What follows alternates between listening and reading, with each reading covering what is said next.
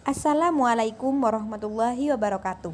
Halo teman-teman semuanya, kami dari kelompok 9 ingin menjelaskan sistem endokrin.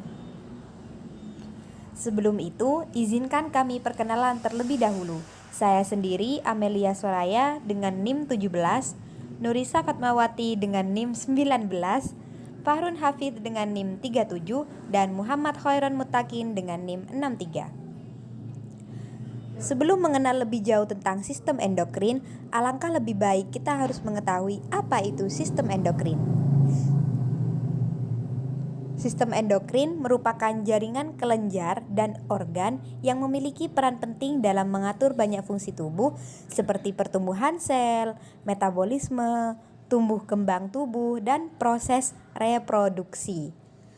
Fungsi utama dari sistem endokrin ini yaitu untuk memproduksi dan mengontrol pelepasan hormon ke dalam tubuh. Baik, di sini saya akan melanjutkan materi dari rekan saya, yaitu sistem endokrin. Sistem endokrin disusun oleh kelenjar-kelenjar endokrin. Kelenjar endokrin tidak mempunyai saluran untuk mengalirkan hasil sekresinya. Hasil sekresinya dari kelenjar ini berupa senyawa kimia yang disebut hormon, sehingga kelenjar ini dapat pula disebut sebagai kelenjar hormon. Hormon merupakan senyawa protein atau senyawa steroid yang mengatur kerja proses fisiologis tubuh. Kerja sistem endokrin lebih lambat dibandingkan dengan sistem saraf, sebab untuk mencapai sel target hormon harus mengikuti aliran sistem transportasi. Sistem endokrin pada ikan. Kelenjar endokrin pada ikan terdiri 8 poin. Yang pertama, hipotalamus atau yang disebut brain.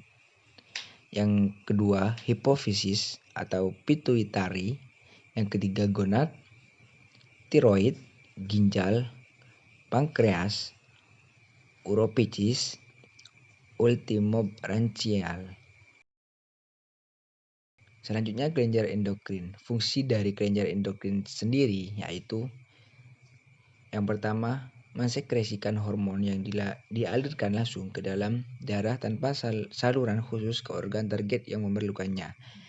Yang kedua, merangsang aktivitas kelenjar tubuh.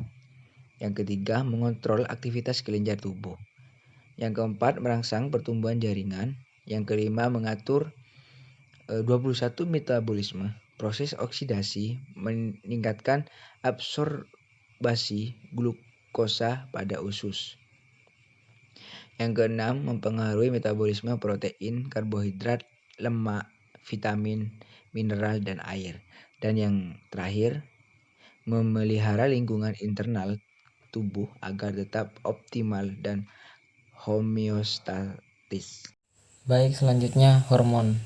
Hormon berdasarkan fungsinya dapat dikelompokkan menjadi 4, yaitu yang pertama, hormon perkembangan atau growth hormone, yaitu hormon yang berperan dalam perkembangan dan pertumbuhan hewan. Yang kedua, hormon metabolisme, yaitu hormon yang mengatur proses homeostatis glukosa dalam tubuh. Fungsi ini dikendalikan dan diatur oleh bermacam-macam hormon. Contohnya adalah hormon glukortikoid, glukagon, dan katekolamin. Yang ketiga, hormon tropik, yaitu hormon sebagai perangsang pertumbuhan folikel atau follicle stimulating hormone (FSH) pada ovarium dan proses spermatogenesis, atau luteinizing hormone (LH). Hormon kelompok ini dihasilkan oleh struktur khusus dalam pengaturan endokrin, yaitu kelenjar hipofisis. Yang keempat, hormon pengatur metabolisme air dan mineral. Di antaranya adalah kalsitokinin yang dihasilkan oleh kelenjar tiroid untuk mengatur metabolisme kalsium dan fosfor. Selanjutnya, organ endokrin. Organ-organ endokrin disusun oleh sel-sel sekretori yang dapat dibedakan menjadi 2 macam, yaitu 1. Sel-sel endokrin sejati, dikenal pula dengan nama sel endokrin klasik, berfungsi sebagai penghasil hormon bentuk yang khas tetapi tidak seperti sel saraf. Sel ini dapat berupa sel tunggal atau multisel. Sel kelenjar ini mensekresikan hormon langsung ke dalam peredaran darah. Tipe sel-sel ini dapat dijumpai pada hewan yang memiliki sistem sirkulasi baik vertebrata maupun avertebrata, seperti krustasea dan moluska. Yang kedua, neurosekretori, yang merupakan sel berbentuk seperti sel saraf tetapi mampu menghasilkan hormon. Sel-sel neurosekretori ini menghasilkan hormon disebut neuroendokrin, yang beberapa diantaranya terdapat di hipotalamus. Selanjutnya akan dilanjutkan oleh rekan saya. Perkenalkan, saya Nurisa Fatmawati. Di sini masuk pada bagian studi kasus terkait bagaimana kinerja hormon endokrin pada ikan yang memiliki reproduksi hermafrodit seperti halnya pada ikan kerapu.